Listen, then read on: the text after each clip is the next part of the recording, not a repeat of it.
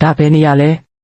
စနစ်၏အစောပိုင်းကာလအခြေခံလဲလှယ်နိုင်သောပစ္စည်းများဂျုံချမ်းပေါင်မုံလုံးဝေါ်ထိုတမတ်တလုံးရေတန့်900မွန်တမတ်တလုံးရေတန့်900မွန်တမတ်တပလင်းစာချမ်း910မတ်အင်ရှင် host ကိုဂျုံဖြင့်ဇုံဖြင့်ပထမနှစ်စီသို့ပို့ဆောင်လိုက်ပြီးဖြစ်သည့်စနစ်၏ပင်မတာဝန်များအားလုံးကိုပြည့်မြောက်အောင်ဆောင်ရွက်ရမည်သို့မှသာမူလကဘာသို့ပြန်သွားနိုင်မည်ဖြစ်သည့်အစပြုသူအတွက်ထောက်ပံ့ရေးပစ္စည်းများထုတ်ပေးခြင်းအစပြုမှတ်100အစပြုမှတ်100မိခင်နှင့်သားဆက်တွေ့ရေးကြောက်စိမ့်များတဝက်ဒါကဘိုးဘွားစင်ဆက်လက်ဆင့်ကမ်းလာတဲ့ကြောက်စိမ့်ပြမဟုတ်ဘူးလားဘာလို့တဝက်ပဲရှိတာလဲကျုံဖြင့်ပထမနှစ်အဝါရောင်ခေါင်းပေါင်းအဖွဲ့တောင်းကျမ်းတဲ့အချိန်ဆချင်းငရဲအဆင့်ခက်ခဲမှု health difficulty နဲ့တိုက်ရိုက်ကြုံရတာပဲစီညီမလေးပါဘလို့လှုပ်လိုက်လာရတာလဲဒါဘယ်နေရလဲဟင်ထမင်းစားရတော့မှလားစီလိမ့်မာတယ်အကိုရှိတယ်နော်ညီမလေးဘိုက်ဝအောင်တေချာပေါက်ကျွေးမှာပါဒီစနစ်ဈေးဆိုင်ကလည်းကက်စီကုတ်လိုက်တာပေါင်မုံလုံးနဲ့ရေကလွဲရင်ဘာမှမရှိဘူးချင်းဖက်ဟင်းရွက်စားစိန်တောင်မပါဘူးလူငယ်လေးကလေးကိုတလုံးလောက်ကျွေးလိုက်ပါမြောက်ဖက်ကိုသွားကြမ်းတင်ရန်တင်ကိုမသွားနဲ့အဲ့ဒီဘက်မှာအရန်ရှုပ်ထွေးနေတယ်အကိုအဖိုးကြီးကတနာစရာကောင်းလိုက်တာစီဘိုက်မစားဘူးအဖိုးကြီးကိုကျွေးလိုက်ပါဒီခေတ်ကြီးကလုံးဝပျက်စီးနေပြီပဲဒါပေမဲ့လူတွေရဲ့စိတ်နှလုံးကတော့အေးဆက်မသွားသေးပါဘူးဒီပေါင်မုတ်ကိုအဖိုးပဲယူထားလိုက်ပါကျွန်တော်မှစားစရာမရှားပါဘူးဒါကယူစားလိုက်ပါအာမနာပါနဲ့နတ်မင်းကြီးတွေစောင့်မပါစေအဖိုးအိုကြောက်တော့ရောတာပါအစားအစာချီးမြှင့်တဲ့အတွက်နတ်မင်းကြီးတွေကိုကျေးဇူးတင်ပါတယ်အဖိုးမြန်နာပါအဖိုးဒီကနေကြောက်စဲအောင်ရွာကိုဘလောက်ဝေးသေးလဲဒီနေရာကကြောက်ရွာရဲ့နောက်ဖက်တောင်ပဲလေရွာထဲမှာအသက်ရှင်ကြံရစ်တဲ့မိစုသားစုတိတ်မရှိတော့ဘူးကြောက်ရွာဒါဆိုချန်ရှန်ကကြောက်စီလုံးဇော်ဇောင်းလေဒီမှာရှိနေမှာပေါ့အကို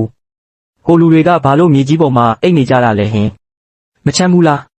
သူတို့အရန်ပင်ပန်းသွားလို့နားနေကြတာပါစီမကြည့်နဲ့နော်လိမ္မာတယ်နော်တန်မင်းဆက်ရဲ့နန်းတော်ကြီးထဲမှာကြီးပြင်းလာတဲ့မင်းသမီးလေးကဒီလိုမြင်ကွင်းမျိုးဘယ်မြင်ဖူးပါမလဲလီကျန့်ဝေးရှန်မြန်ထွက်ခဲ့ဧည့်သည်တော်ရောက်လာပြီးအဖိုးအိုကြောက်ယူဇော်ရိုးကရွာသူကြီးပါလူကြီးမင်းတို့ကဘယ်ကနေလာကြတာပါလဲကျွန်တော်ကကျန်းရန်ဂျဲညံပါဒါကကျွန်တော်ညီမလေးပါမူလကဆရာတခင်နဲ့အတူတောရမီခိုပြီးကျင့်ကြံခဲ့တာပါဆရာတခင်ပြန်လွန်တော်မူပြီးနောက်တောင်ပေါ်ကဆင်းလာခဲ့တာပါလမ်းမှာဓပြတွေနဲ့တွေ့လို့အစေခံတွေနဲ့ကွဲသွားခဲ့တယ်ကျန်းတခင်လေးကိုကျန်းကြောင်ဇန်ဂျေယောကစစ်တပ်ဖွဲ့ပြီးပုံကန်နေတော့ကြီးဂျိုင်းပြည်နယ်ကစစ်ပေးတံခံရတဲ့နေရာဖြစ်နေတာကြာပါပြီရွာသူကြီးကိုမေးလိုက်ရစေရွာထဲမှာအလွတ်ရှိတဲ့အိမ်လေးများရှိမလား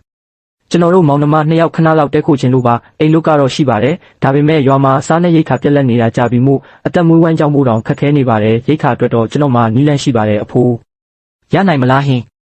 ရပါတယ်ရွာအစုံမှာမူဆိုးဟောင်းတယောက်ရဲ့ခြံဝင်းဟောင်းတစ်ခုရှိပါတယ်အလုတ်ရှုပ်သွားပြီးရွာသူကြီးစီလိမ့်ပါတယ်နော်ငြိမ်လေးထိုင်နေအကိုတန်ရှင်းရေးလှုပ်လိုက်အောင်မဲ့အကိုညီမလေးလဲကူလှုပ်ပေးမဲ့လေအင်ကြီးတွေပေးကုန်လိမ့်မယ်မပေးစေရပါဘူးကြောင်ချေးပေလေးဖြစ်နေပြီပဲအင်းလူကြီးမင်းခမညာအထဲမှာရွာသူကြီးဦးလေးခေါ်လာတဲ့ကျန်းတခင်လေးရှိပါသလားညီလေးကကျွန်တော်ကြောက်ရင်ဇူယန်ပါနာမည်ကဇီလုံးဇလောင်ပါတာကကျွန်တော်ညီမလေးကြောက်ယူဇော်ယူပါအိမ်ပြင်ဖို့လာကူညီပေးတာပါဖေအားကြီးတကယ်ပဲကြောက်စီလုံးဖြစ်နေတာပဲဇီလုံးညီလေးကိုမြန်ဝင်ခဲ့ပါရှောင်းရီမင်းချန်ထဲမှာစော့နေတော့ငါခေါင်းမိုးသွားပြင်လိုက်အောင်မယ်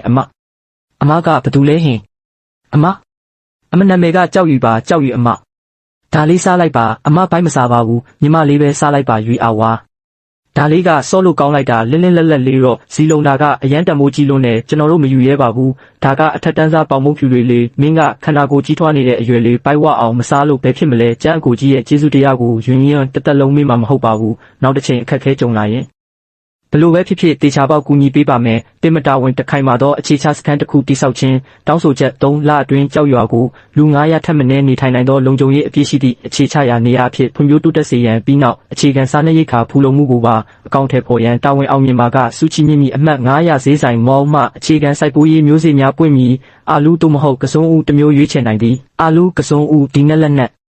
နှစ်ခုရှိရင်ဒီငက်မှုခေါင်းပါမှုဘေးကိုမဖြေရှင်းနိုင်မှာပူစရာမလိုတော့ဘူးအကိုစားငံလေးနဲ့တောက်လို့ကောင်းလိုက်တာညီမလေးအတွက်ကအကုန်တောက်လို့ကောင်းနေတာပါပဲဒါပေမဲ့ညီမလေးကနိုးလက်ဖက်ရည်မောက်ခေးတောက်ရတာပိုကြိုက်တယ်ကျန်းအကိုကြီးနိုးလက်ဖက်ရည်ဆိုတာဘာလဲဟင်အဲ့ဒါကနောက်ကြရင်မင်းတိလာမှာပါဒီကျန်းအကိုကြီးကလူတိုင်းအသက်ရှင်နိုင်အောင်တကယ်ပဲဥဆောင်ပေးနိုင်လိမ့်မယ်ထင်တယ်ကျန်းအကိုကြီးကျွန်တော်တို့ပြန်တော့မယ်ဗျာကောင်းပါပြီအာဖေမေအကိုစီအမှောင်ကိုကြောက်တယ်ဒီရှုပ်ထွေးနေတဲ့ခစ်ကြီးမှာဒီကောင်မလေးကိုငါတေချာကာကွယ်ပေးရမှာပဲဒုတိယဦးလေးတော့အခုလောက်ဆိုစိတ်ပူနေလောက်ပြီးရှာကြစမ်းမြေကြီးကို3ပေလောက်တူရပါစေစီကိုပြန်တွေ့အောင်ရှာခဲ့ကြအရှင်မင်းကြီးဒေါ်တလျှော့ပါကျမ်းမာရေးကိုလည်းဂယုစိုက်တော်မူပါဦးကျန်းရန်ကျင်းရင်မင်းလားစီကောဒုတိယဦးလေးကျွန်တော်ပါမင်းနဲ့စီကောအခုဘယ်လိုနေလဲရှင်းပြရရင်တော့အရှိကြီးပဲလောလောဆယ်တော့ဘေးကင်းပါတယ်ဒါပေမဲ့လောလောဆယ်တော့ပြန်လာလို့မရသေးဘူးပါပဲဖြစ်နေတာလဲ ကျွန်တော်သိရတဲ့လောက်ဆိုရင်ဒီကစမ်းသပ်မှုတွေကိုပြီးမြောက်အောင်လုပ်ပြီးမှပဲပြန်လာလို့ရမှာဒါဆိုစီစီကိုငါနဲ့စကားနည်းနည်းလောက်ပြောခိုင်းပါဦးစီစီလို့တော့လေဒုတိယဦးလေးစကားပြောချင်လို့တဲ့အကိုမိုးလင်းသွားပြီလားဟင်ကြည့်ပါဦးအဖေကဒီထဲကနေညီမလေးကိုရှာနေတယ်ဖေဖေသမီးပါစီစီကြားရပါတယ်စီစီလိမ့်ပါတယ်သမီးကြောင့်ဖေဖေတော့စိတ်ပူလွန်းလို့တေတော့မယ်ထမင်းဝအောင်စားရရဲ့လားချိုမြိန်နဲ့ပေါင်မုတ်ဝါဝါလေးတွေစားရတယ်အယမ်းမွေးတာပဲဒုတိယဦးလေးလူရင်းတူရှင်မဲ့ပြောပါမယ်ကြောက်စိမ့်ပြားကတရက်ကို3မိနစ်ပဲဆက်သွယ်လို့ရတယ်မင်းပြောပါကိုတော့နားထောင်နေတယ်ကျွန်တော်တို့အခုအချိန်ခီးသွားပြီးအရှိဟန်မင်းဆက်နောက်ပိုင်းကြုံဖြင့်ပထမနှစ်ကိုရောက်နေတာပါဘလို့လုပ်ပြီးဟန်မင်းဆက်နောက်ပိုင်းဖြစ်နေရတာလဲကျန်းရန်မင်းမြင်နီးလန်းရှာပါလေ့ကျင့်မှုတွေကိုပြီးမြောက်အောင်လုပ်လိုက်ရင်တကားပြန်ပွင့်ပြီးပြန်လာလို့ရပါပြီအချိန်ပြည့်သွားပြီထင်တယ်